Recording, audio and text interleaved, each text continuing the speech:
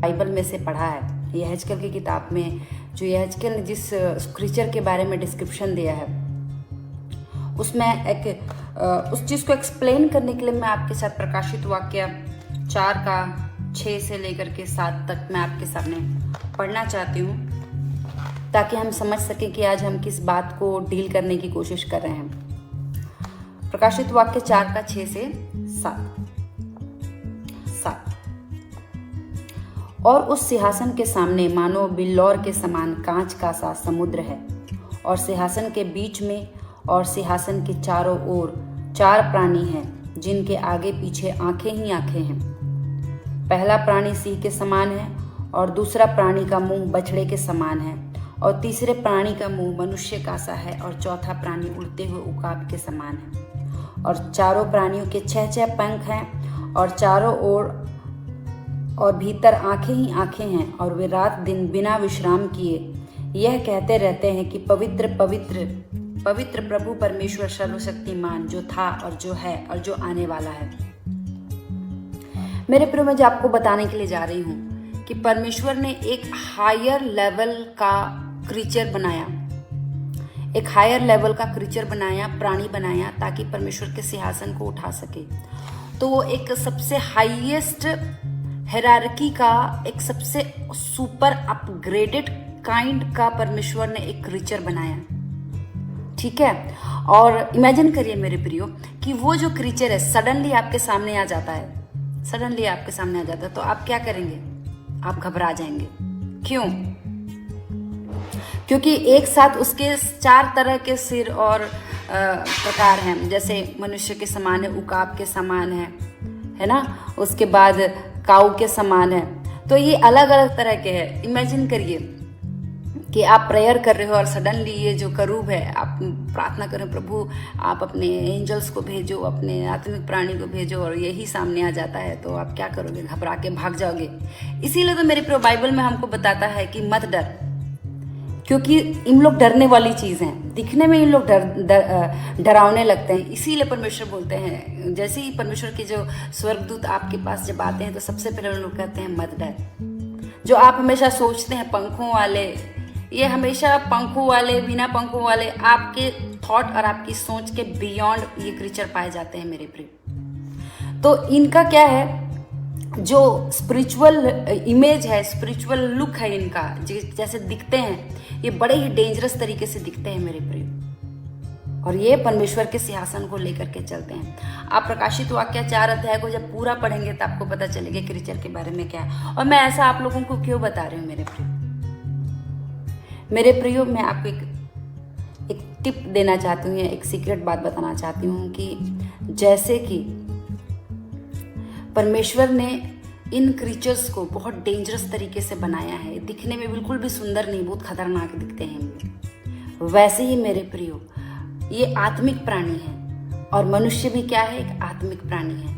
और जैसे ही भजन संहिता ये हम जब वचन जब पढ़ते हैं तो परमेश्वर कहता है कि मनुष्यों को परमेश्वर ने अपने इमेज में बनाया। तो परमेश्वर जो है मनुष्यों को अपने इमेज में बनाया, मतलब हम भी आत्मा है। तो मेरे प्रियो, इस पृथ्वी में फंक्शन करने के लिए, इस पृथ्वी में काम करने के लिए परमेश्वर ने ये हमको बॉडी दिया है, ये बॉडी दिया है।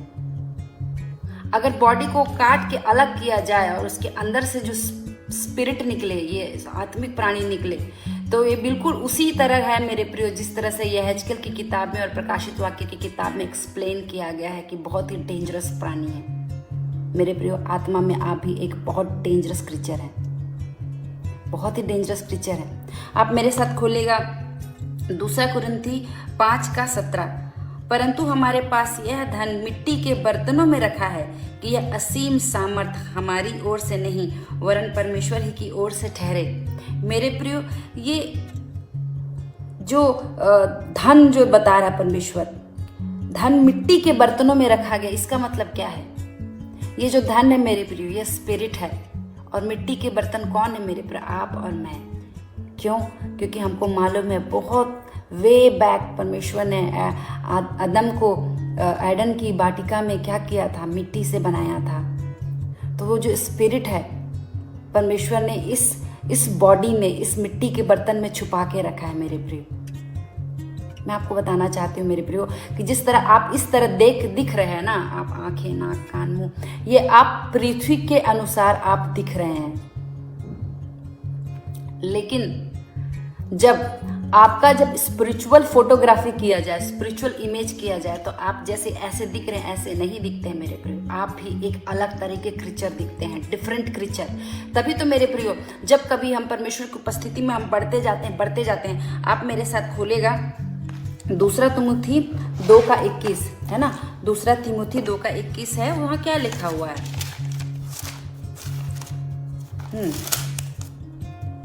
जहां लिखा हुआ है, यदि कोई अपने आप को इनसे शुद्ध करेगा तो वह आदर का बर्तन और पवित्र ठहरेगा और स्वामी के काम आएगा और हर भले काम के लिए तैयार होगा। मेरे प्रियो, अगर आप यीशु मसीह को ग्रहण कर लेते हैं तो आप एक क्या बन जाते हैं? आदर के बर्तन बन जाते हैं। और जब ये आदर के बर्तन बन जाते हैं तो परमेश्वर अपने हिसाब से इस्तेमाल करता है। और ये बर्तन कौन है मेरे प्रियो? आप और मैं। ये हमारा जो बॉडी है, ये जो मिट्टी का जो बॉडी बना हुआ है, ये एक बर्तन है परमेश्वर के लिए, जिसके अंदर परमेश्वर ने अपने स्पिरिट छुपाई हुई है। तभी तो परमेश्वर का वचन कहता है कि तेरा शरीर पवित्र आत्मा का मंदिर है, मैं उसमें वास करता हूँ और जो उसको नाश करेगा मैं उसको नाश करूंगा। मेरे प्रियो, आप अपने आप को जो सोच रहे हैं ना कि मैं पता नहीं मैं क्यों बीमार हूँ, मैं क्यों गरीब हूँ, मेरे को हर कोई लोग क्यों मेरे को इतना गिराते हैं, मुझे नीचा दिखाते हैं, मेरे प्रियो आप नॉर्मल व्यक्ति नहीं हैं। आप भी उस जो 4 क्रीचर जो परमेश्वर के सिंहासन को कैरी करता है, आप उससे भी ज़्यादा डेंजरस है मेरे प्रियो। और आत्मा में आपका इमेज, आपकी स्पिरिट बहुत ही ज़्यादा डेंजरस है। तभी तो जब कभी आप प्रार्थना करते हैं, आप अन्य भाषा में जब प्रार्थना करते हैं, जब आप फायर रिलीज करते हैं, तो शैतान आपको देख करके भागता है। आपका हाइट, आपका साइज, आपका ये अर्थली डेजिग्नेशन शैतान के लिए कोई मतलब नहीं रखता मेरे प्रियो। अगर आप आत्मिक रैंकिंग में आप लेवल पे बढ़ते जा रहे हैं, आप आत्मा में एक फायर हैं। हो सकता है कि जैसे मैं आपको थोड़ा सा एग्जांपल देना चाहती हूँ, जस्ट इमेजिन करने के लिए कि सपोज करो एक प्रॉफिट जो है, एक प्रॉफिट का मतलब क्या होता है? भविष्यवक्ता क्या करता है? फ्यूचर देख सकता है, सुन सकता है, एट द सेम टाइम वो प्रेजेंट में भी रह सकता है, फ्यूचर में भी ट्रैवल कर सकता है और पास्ट में भी ट्रैवल कर सकता है। तो मेरे प्रो स्पिरिट में इसके इमेजिनेशन करोगे तो उसकी आंखें फ्यूचर में जाने वाली भी आईज होंगी और पीछे जाने वाली भी आईज होंगी। और मोस्टली जो प्रॉफिट है वो सुनते भी हैं, तो उनके कान कितने सारे कान होंगे एट ए टाइम पे। तो इमेजिन करिए कितना डेंजरस चीज़ है।